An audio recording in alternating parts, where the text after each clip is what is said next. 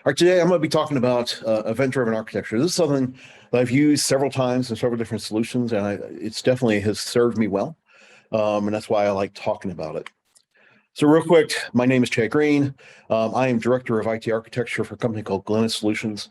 We build software for senior living communities. So lots of really interesting solutions we're working on there.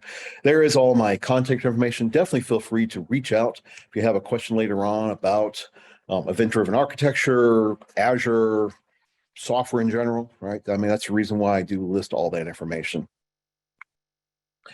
All right, I'm going to start off before we really get into event-driven architecture, a little bit of a preamble, kind of getting the stage set. Why yet another architecture pattern? Why do we need something?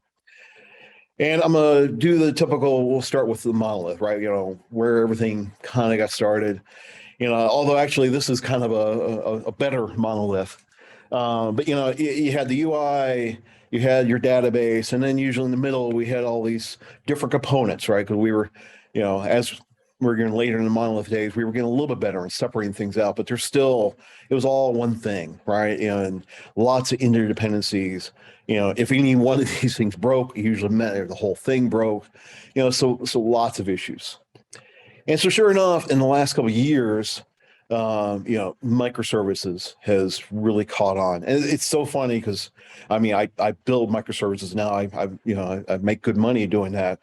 But actually, I remember being interviewed for a potential job like 7 years ago when microservices was just getting started. And someone, the guy interviewing me asked me, what were my thoughts about that microservice? I'm like, it seems like a bunch of hype. But now, I live this world. But what do we mean by microservices, right? Well, take the same app, you still have the UI, but now you notice the components are separate, right? Because now they're running their own things, potentially with their own databases. And, that's a whole different argument. But, usually what we're talking about is, we have that separation. A lot of times the traffic is going through this API gateway, and then, which is directing that traffic. And that, in theory, this solves a lot of problems. But normally what we see is the components are still talking to each other. And there's a lot of interdependency, because notice they're not going back to the API management to do that. They're usually talking to each other directly. And a lot of times this is because, well, we just needed to get to work, right? We didn't want that extra traffic. And I get that, but we're seeing issues, right? And that's where, we start seeing some of the issues with microservices. No, I'm not saying microservices is a bad thing. And I'm going to be talking about event-driven architecture is not the solution for everything. All right. But, again, if we look into microservices, we talk about the process flow. And this is like for an order processing system. This is the paradigm I'll be using throughout this talk. Normally, we see it. It's a UI goes to the API gateway, places an order. It gets forwarded over to order processing. It'll go over to payment processing, come back with a confirmation because we got our money. But then a call will go out to inventory management. Then, return back. Then a call goes out to notifications, comes back. Finally, we make a call to fulfillment. That comes back. And then, we'll see a return back to the UI. Now, I will say a lot of times, actually, this is done better, right? And it's done, and right here we see an asynchronous model. A synchronous model, and normally, things are done better. So I'm not saying this is the way how it always works, but this isn't unusual where we see this, this type of calling. And that's where event-driven architecture can kind of really help out. So what do I mean by event-driven architecture? Well, I will say this. There's a lot of different meanings for event-driven architecture, right? So I'm really only showing one type of event-driven architecture. Tomorrow, I'll be talking about Cosmos. And actually, one of the demos I have in there is a different way of doing event-driven architecture. So there are a lot of different things here. But, actually, Wikipedia has a good definition for the overall, what we mean by event-driven architecture, and really the whole idea of responding to events, right? So an event happens and we respond to it. And you probably have done, especially if you're an old developer like myself, you probably have done event-driven architecture and didn't even realize it, right? So I went to find the oldest version of the VB I could find, right? But here we've got this old VB screen with the buttons. And what happened when we double clicked it, right? We had this click event, right? That is event-driven architecture. It is bare bones, right? A button gets pressed, that triggers an event. This one being a button click, right? And we're able to react to it, right? So that's actually in the very simplest forms what we mean by event-driven architecture. But of course, we're talking about, architecture. And I really hate using the word enterprise architecture because a lot of times that usually means like the Fortune 500 and everything. And I mean, I've built this for very small companies. I've built this for large companies, right? So it can be used a lot of different places. But here we have Gardner, yeah, and this is where they're talking about more what we're talking about today. And the idea, and really this one part is the most important part. Components that send notification doesn't know the identity of the receiving component, and vice versa, actually, right? And that's where we start getting some real power here, right? So we're firing off events. It's kind of a fire and forget, right? Me as a producer, I fire it off, it goes off, and then the consumers will then get it. So what do we mean by here? And I kind of started already using some of these terms, right? So we have this event producer, and that really is whatever, right? It might be a website, it might be an IoT device, it might be a console. It's whatever is generating an event that needs to be handled, right? It will send that event to some type of event ingestion. And then depending on the product you use to do this, these are different things, right? But in general terms, we have this event ingestion or the ingester. And then what happens is we have these consumers that basically are subscribing to those messages. And then they're able to do whatever action they need to do, right? So, it really is, one consumer is going to do one thing, another consumer is going to do another thing. The consumers not only do not need to have knowledge, they don't know about each other as a general rule. Now, I've seen some applications where they actually do have some knowledge, at least because things get stored in a database and they might look that up and so forth. But generally, they don't know anything about each other, and they don't even necessarily know who produced the event. So we look again at this process flow I showed a moment ago. Let's look at how this would be in event-driven architecture. Well, so again, it'll start off just like how before, right? We'll have the UI piece. They'll place an order, goes through the API gateway. And then in this example I'm showing, we're still going to do the order processing, right? Because we're still going to make sure that we charge that credit card, right? Because obviously we're not going to ship things out if we haven't charged a credit card. Now, again, in a real system, that might happen at a different point, but for this system. So everything at this point was the same, but this is where things get different because now the order processing is going to now send a message over to the event ingester. All right. And the ingester is really just a data store. All right. Now again, different products will do things a little bit different. I will talk about products here in a moment. And then the job of this ingester is then to somehow get the messages over. This could be a push, a pull. There's different ways this can happen. But so now these different methods are able to take those actions. Right. So pretty simple.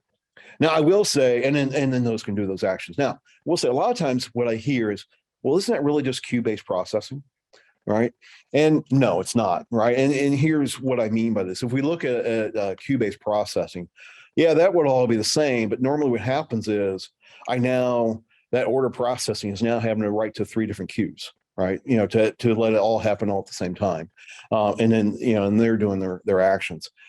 Well, what happens when all of a sudden I need to add a 4th thing, right? Or I need to remove things. I now have to do a code change in 2 different places, right? And that's where, event-driven architecture really makes it so much better because I don't have to make changes. Order processing is still going to send the message like it always has, whether or not we now add a 4th, 5th, 20th component, right? Whatever needs to be, or if something needs to no longer receive those events, again, that's all fine.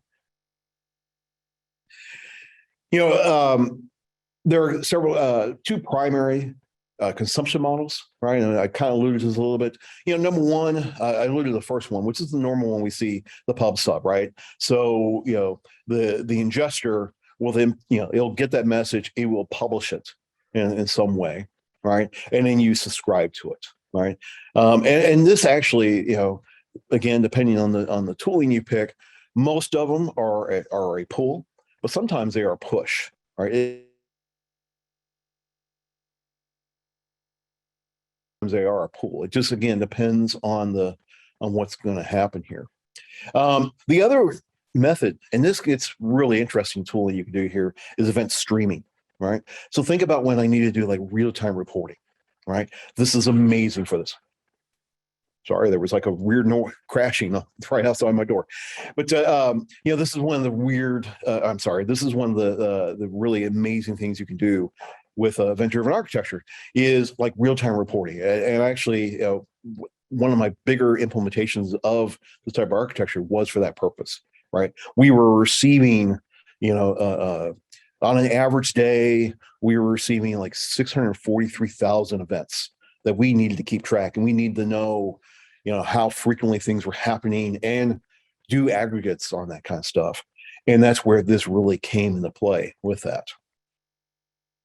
Along with this, the consumers, there's a lot of variations that can happen with the consumers, right? We can have simple event processing. So basically I get an event and I do something, right? So very, very simple.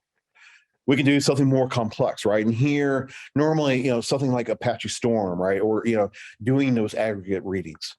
Or very related event stream processing. So, like using Kafka or using in Azure, there's the analytic store, that we can actually use. So, there are different types of consumers we can do. And along with it, the important part is the source is all external, right? And it could be one producer, it could be many producers. Think about like the IoT scenario, right? Where, you want to monitor devices all over the world, right? They all can send into the same ingestion, right? And again, most of the products you use for this, they're designed for this type of purpose, right? Being able to handle so many things coming in all at one time. Same thing, the event consumers. We can add pretty much as many. I mean, grant on that side, on both sides of these, cost is going to come into play, right? Because obvious, right? The more traffic I'm going to have in, probably, the more cost it's going to cost me. But the architecture itself handles this. All right. So when to use this? So I said, this isn't the right solution for everything, but but there are particular times this does make sense.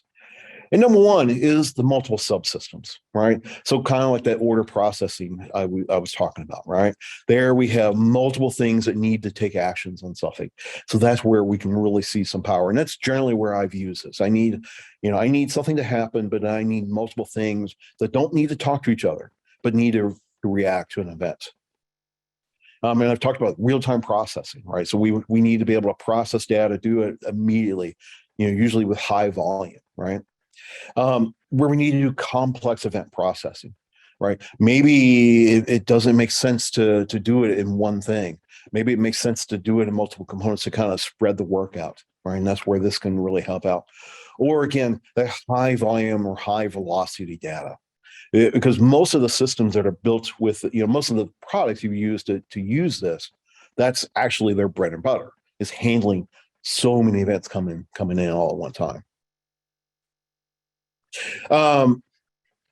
So some benefits with this, some reasons why we'd use this.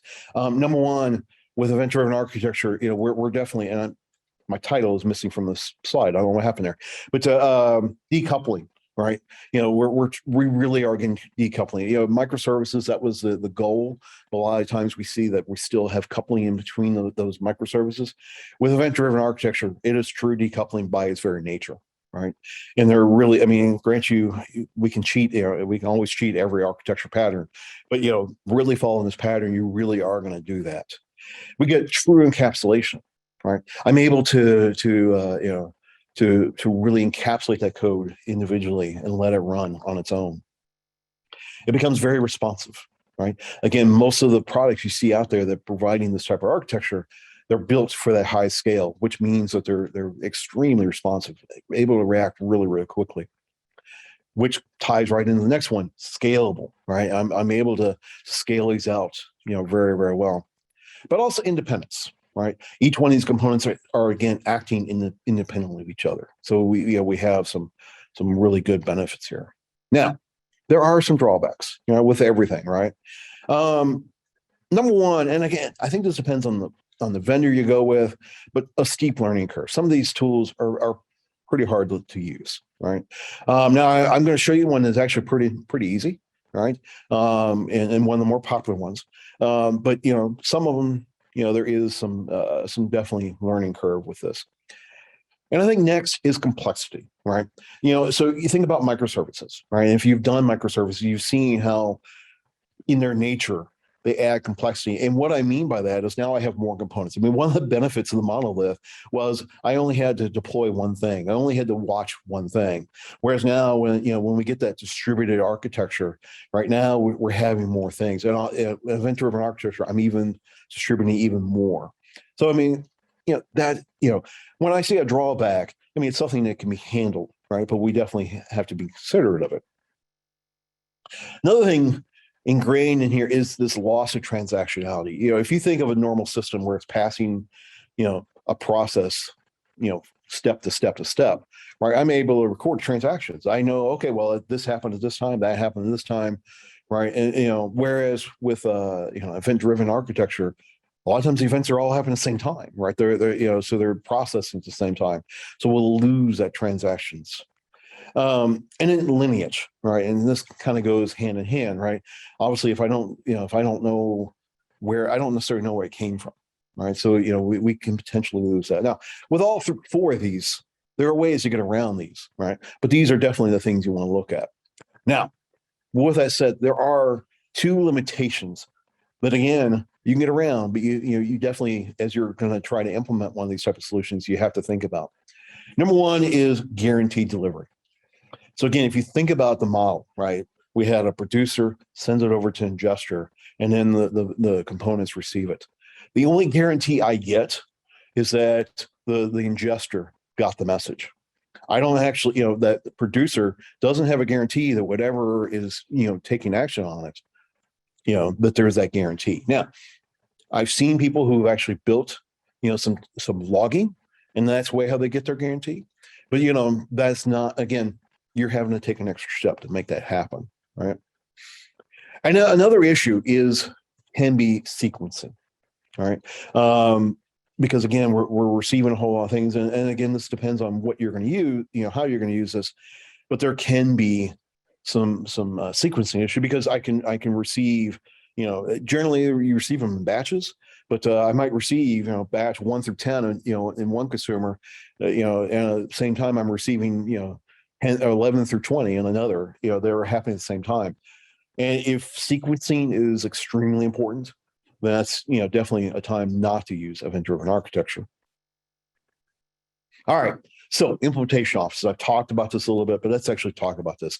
And really, I'm going to focus on one product, but there are a lot of products, right? So, all the cloud vendors, I should say all the major cloud vendors, they all have products that will handle this type of things. And usually we'll have multiples. I mean, you notice AWS doesn't necessarily have individual logos, but there's two different AWSs. That's not an error. It's just there are actually two different products within AWS. Microsoft actually has multiple products that can facilitate this. And the one I'm going to talk about in particular is Event Hubs. All right. This was purposely built for this type of architecture. And we see it, fully managed real-time data ingestion service, simple, trusted, and secure. Now, or scalable, sorry. Now, grant you, I mean, that is marketing speak, but it really is pretty true, right? And let's talk about what we mean by this. I'm not forwarding.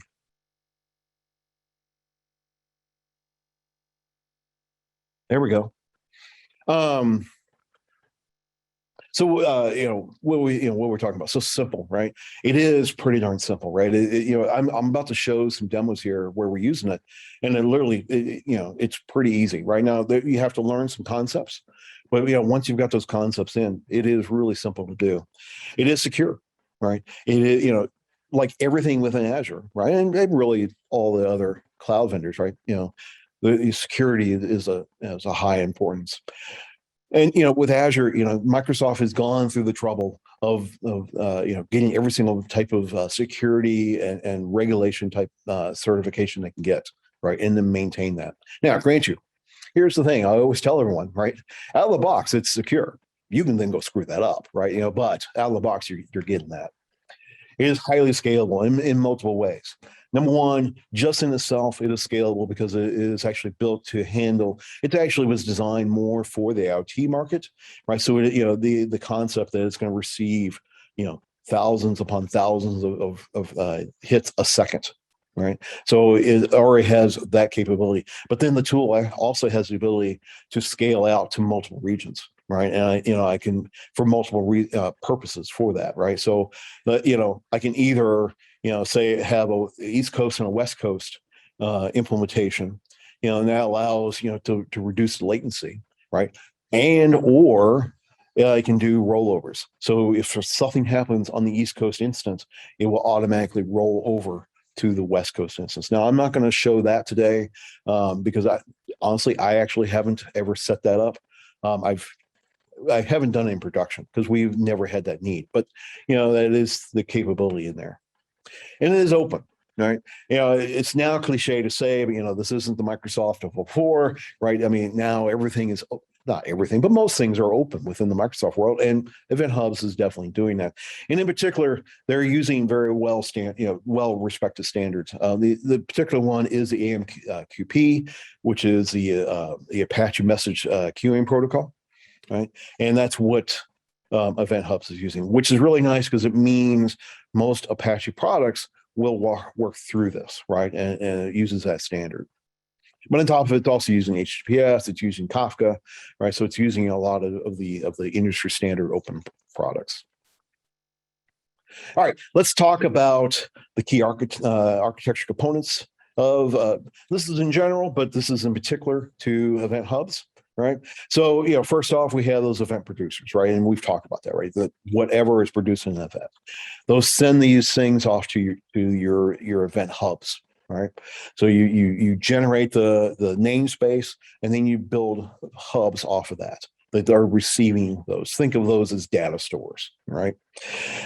Next part, we have our consumer groups, and this allows us to have different consumers coming in there and grabbing their set of data, and more importantly, having that checkpoint to where things were retrieved. Because one of the cool parts about event-driven architecture is while I'm normally grabbing the latest messages, I can also replay messages. So if for some reason, for regulation reasons or whatever, I can go and replay those messages.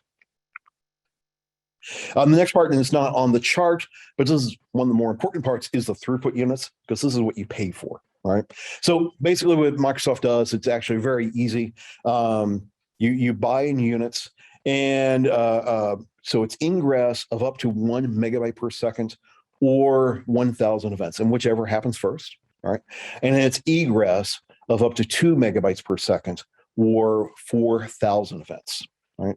So basically, when you're trying to figure out your pricing, you take the throughput units and you figure out how much ingress and how much egress am I planning on having per second, right? And then I multiply, right? I don't remember the pricing off the top of my head, but it's pretty reasonable, right? What you're paying for. The one thing you definitely want to consider with this is you definitely want to provision correctly, because if you run out of throughput units within a second, right, and it's all refreshes every second, but if you do run out, you will get a 429, which is a server busy exception, right? So it's not going to queue it. It's literally, it's not going to accept the message coming in or coming out, right? So you definitely want to consider that. Now, one of the cool parts that they have added is they have what they call their auto inflate feature. So I can basically say, I'm going to have 2 units, right? Because that's generally what I have. But I know at some points we spike, right? So I'm going to say, I'll pay up to 5 units, right? And it will auto inflate. Now, the caveat with that is it auto inflates. It does not auto deflate, right? So once it's gone up, it will stay at that. Now you can change it, right? I mean, it's an easy configuration change, and actually, what I have done in the past, because there's an SDK that allows me to raise it and lower it. I've actually added monitoring tools, and I'll automatically monitor it. Once I see traffic go back down, I'll have the SDK call out and reduce it back, right? So that way I'm not having to do it manually. All right, and finally, and again, we've talked a little bit about this, but the event receivers, right? And we're going to see that. We're about to go into the demo to see both the producers and the receivers, right? So with that, like I say, I'm going to go into demonstrations. I'm actually going to have two demonstrations on this show. Um, I'm going to talk about scenario for the second demonstration now, just um, because of my screen layouts, I'm going to have to swap my video here for to do the demos. But basically, we're looking at the same thing we've been talking about before, this order processing. I will say, for the demo purposes, we're not going to have the UI going through an API piece. More I think for timing, but also you don't want me building front ends, right? That's not what I do. I build the back end that the front end people then make look pretty, right? All right, so let me make the switch.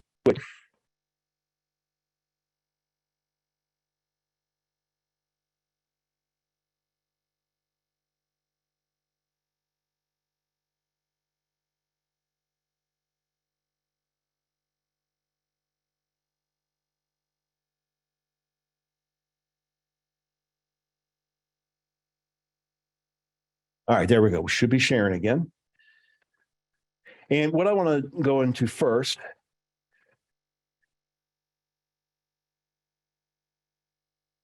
Sorry, the Zoom bar was in my way. There we go. What I want to go into first, real quick, is I just want to show. I'm not going to actually show how you create the event hub. That's actually pretty simple. Um, Pretty much like everything else within Azure. But what happened? But what I do want to talk about is, because some people get a little bit confused with this. What happens is you go in, you create a resource just like everywhere else. You give it your name, resource group, all that good stuff. And what you've actually done at that point is you've created a namespace, right? So I basically get this screen, right? I now have a namespace. Now what I have to do is I then go in here into the event hubs, right? And I create the individual event hubs, right? So and that is actually really simple. I can go in here and say, Music City. And a couple of things we want to look at here that I want to talk about. So the partition count. So this really comes into play with how many consumers are going to be going into this. You know, you want to think about the partitions you want to hear. Definitely read the documentation about partition counts, because the one thing about this is you can't change the number of partitions after the hub has been created. So if you need to if you need to adjust that, you literally have to recreate the hub, right? No, creating the hubs take only a couple minutes, but that does mean downtime, right? So you want to do that. The next option you see here is message retention, right? So event hubs by default will keep everything for 1 day. That's what that one is, right? It's number of days. And you can actually, without, or just on the portal itself, you can go up to 7 days. So you have that option, right? And again, this all depends on how, because maybe I have components that are only running every day or every couple of days, right? So that's why you would want to do this. Um, and I will say there is actually the ability to have it even longer than 7 days. I think you can go up to 28 days, but in order to do that, you actually have to open up a support ticket. And I've never done that, but I believe it's because Microsoft wants to talk to you about, do you really need to keep this longer than 7 days, right? Let's talk about that, right? The other option you see in here, and I'm going to just switch this back to one. The other option you see here is the ability to capture. And this is great if you're doing something that needs to be SOC compliant or PCI compliant. Actually, PCI, I wouldn't necessarily do credit card processing through this, but let's say I need SOC compliant, right? Where I need to actually keep a record of what goes through this, and this does this for you automatically, right? So I can actually go in here, I can specify my time window, so you see number of minutes, or a size window. So basically, what it's saying here by default is every 5 minutes or every 300 megabytes of events. It will then, capture that and store it off into a store. And you basically have the option of either using an Azure store, so basically a blob container, or you can use the data lake, right? And again, use whichever makes sense for your need. And you have some options for naming. Also, the option as to whether or not, if there were no events during that time period, do I go ahead and save it? All right. So if in 5 minutes nothing happened, it actually will create an empty record if you require to, right? So that's the way how we would create it. We're going to turn this off. We're actually not going to use this event hub. I'm going to use one that's already created. but you see, it doesn't take long. But now we have our event hub, right? And we can now do some work with this. So what I'm going to show first is how we would send and receive events. Make sure I'm the right one. I wanted to be in. Well, first, I actually want to go here real quick. So this is just a simple C# application that we're going to, literally we're going to create an event, send it off, and then we're going to, another console app, we're going to receive it. The important part I want to show here, there are two NuGet packages you need to use for this. The first one is Azure Messaging Event Hubs, and the other one is Azure Messaging Event Hubs Processor, right? So we need those two in here. And first, we'll look at how we would how we would send an event. All right. And it's actually pretty easy, right? So we will, the important part comes right here. You'll see that we'll create what they call the Event Hub Producer Client. And this is actually, Microsoft actually been doing a whole lot of work with their SDKs. So anything, if you see anything that starts with, in the Azure SDKs with Microsoft dot whatever, that's one of the older ones, right? Anything that starts with Azure dot whatever, that's the newer ones. And their big part was everything's consistent, right? So for example, everything creates a client, right? So we're going to create our producer client, and we're just giving it the settings, the connection string and the name of the hub that I want to send this to. And then you can see I'm going to, using an event batch that I get from that client, we create an order. Most orders are we're creating an order, and then we're going to create a new event data, and basically we're going to serialize the order, and it gets sent over as a UTF-3 bytes. Right, that's basically what's going to happen here, and then I can send async. Now, cool things are happening here, right? Here in this example, we're literally just sending one, but I have the ability to batch it, right? Because by default, it actually batches this. And there's nothing I had to do other than just keep on adding events into there, right? That add to that batch. And then, and that's it, right? We do an await on it and it happens, right? So we've got the event sent. On the receiving end, and I will say, it is not unusual to write components to send events. I generally do not write code because I'm going to show you a better way to receive those. To receive the events.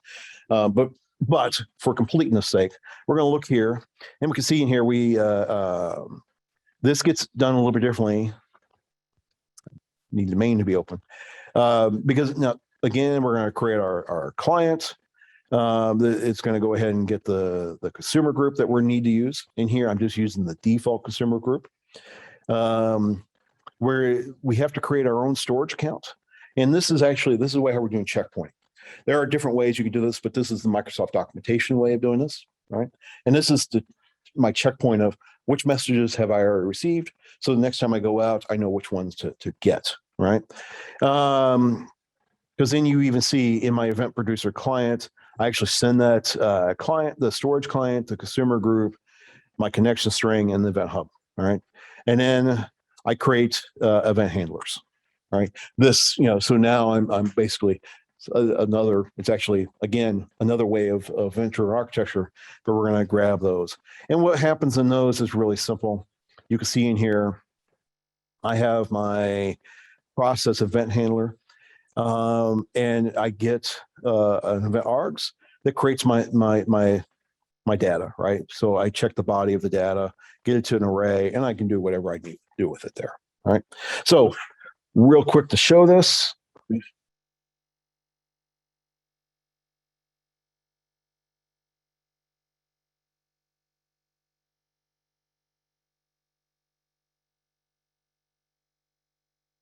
So we can see we have two console windows coming up just to show them in two different places. So I will hit and then hit a key, and there we go. And also notice how fast that was. All right. I mean, it just happened automatically, right? The receiving event, right? Which again shows you the speed that we can get with this. And think about this. I got that to happen real fast, but I'm actually sitting at a conference center in Kansas City. I send it all the way out to, I believe I've got this on East US, which means it's Virginia. And then it came all the way back, right? So there's latency involved with this. If I'm actually doing this all in the cloud, it even gets faster, right? So that's the real simple way of showing everything. Let me switch over to my other demo.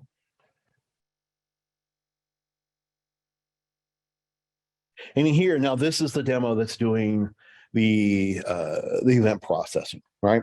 So a couple things I'm going to show here. First, what we have here is this is just a console app that is just going to randomly create orders, right? So basically, every half second, it's going to create orders, right?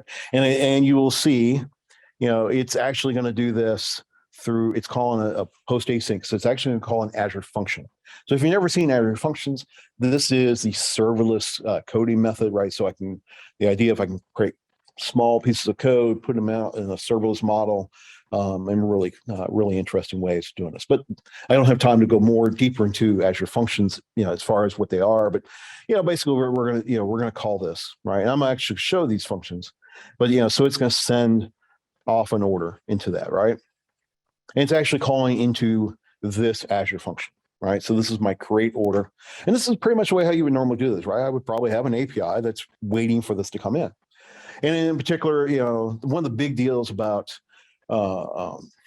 Azure functions is that they're trigger based, right? So it's actually, like I said, there's a lot of different ways of event-driven architecture. This is another way of event-driven architecture. It's going to receive an event and it's going to do something on it, right? So in here we've got, this is straight out of the box. We're getting that HTTP trigger, but the important part is, you can see we're going to. This is pretty standard. Read it out, get the message out of the body. But the cool part, and another really nice part, why I like using Azure functions, is I also can have output bindings. So in here, I actually have an output binding to Event Hub, and you can see I give it the name of the hub, the connection string, the pointer to the connection string, and then basically, I have this output events, right? And I can call it whatever I want, and I just add async, and everything, all the other code is handled for me. I don't have to do anything else, right? So that's where we definitely see some of the benefits here. We go over to the next one, order processing. So this is actually confirm order. Now we're actually seeing the Event Hub receiver, right, within an Azure function. I can have another an Event Hub trigger. So this is, again, handling the checkpointing for me. It's handling receiving the message, puts it into a really nice array of event data, right? And I literally just for each through the process, all right? Pull out that string, and then I do whatever I would normally do. All right, here we're just showing it into the console, but normally, we would actually do some processing at that point. Just to show you, I want to show the consumer groups real quick. So here you can see I have the notification consumer group.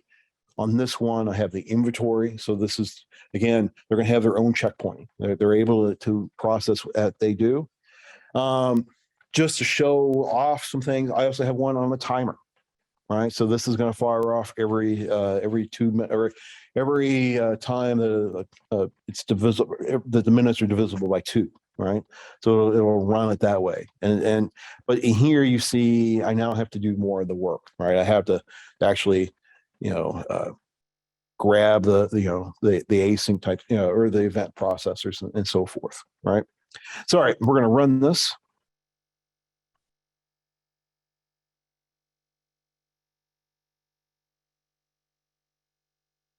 And mostly I'm just running this just to show again, it all working, and kind of the speed here, right? So of course I also realized we got the zoom window in the way. I apologize for that.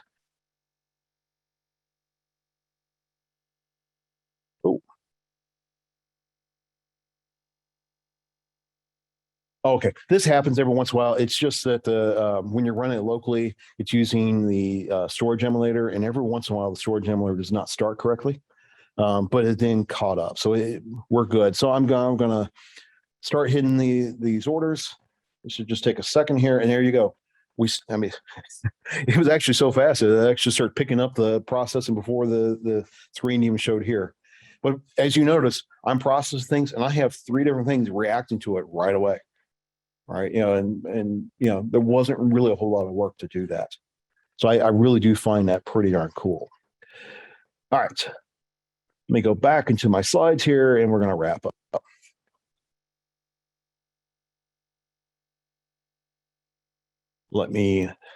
Okay, yes. All right. So, come on. Okay, so in summary, we talked about event-driven architecture. Again, the important part, component that sends a notification doesn't know the identity of the receiving components. And you, a lot of times, the other way around, right? If it's multiple things sent in, we don't necessarily know that. A quick swatch, right? So strengths, right? Again, we get real decoupling. We are able to encapsulate our code off responsiveness and distributed independence. Some weaknesses. It can. Now I showed a methods I think kind of reduces the learning curve, but there can be a pretty steep learning curve. We can have complexity. You saw in that example I showed. I all of a sudden I now have 6 different projects that we're running, right? That can that gives me some stuff. I didn't really show it so much, but we can lose that line transactionality. We won't necessarily where things are coming and going. Same thing with the lineage. We look at opportunities, right? So multiple subsystems, real-time processing, complex event processing, and then the high volume. And then finally, quote unquote threats, again, because I'm using the SWOT model, not really threats here, but things to consider. If guaranteed delivery is an issue for you, it's not that you can't do it, but you're going to have to go out of your way to get that guarantee. And then sequencing. So if we think of, like, I was using Azure Functions to do this, Azure Functions, one of the big benefits is that it will actually, if all of a sudden it starts to get a lot more hits, it will actually automatically spawn another instance. And how Azure Functions works with event hubs is generally, and this might have changed, but at least it always has been, every 100 events or every 10 seconds, it will send events off to the message. So if all of a sudden it's getting more than 100 coming in a second, it's going to spawn off to multiple Azure Functions. So those are all handling the things at the same time. So I maybe will have a sequencing issue if that's part of my thing. Again, here's what event-driven architecture looks like. The producer sends a message to the ingester, and then we have consumers that are reading that message. And then we talked about Azure Event Hubs, and really, I think how it is a pretty easy way to handle some complex problems. And with that, I actually did squeeze this into 45 minutes. I don't see any questions in the chat, although I do see, I see there's some chat on. Okay. What is the best way to define the events while moving an existing legacy app into driven architecture? Okay, best way to find events. I'm trying to think about this. Best way to define the events. So generally, think about. If you're, generally, if we're going to take like a microservice legacy or whatever, we're generally sending something, right? We're sending an object, a string, or what have you. The real core part of the event is that it's just a message that is useful to the consumers, right? The biggest thing you have to think about that is you're writing a contract at that point, right? Because I can have multiple things reading it, right? So I've created a contract. I'm saying it'll always look this way. So that's really without getting into details about a particular situation, that would basically be my answer for that. So any other questions or comments?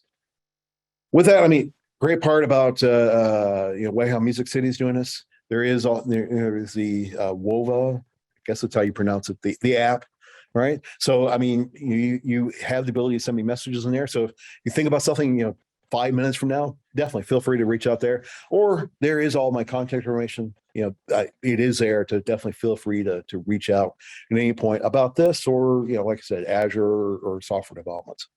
With that, again, I'll stick around for another minute or two, but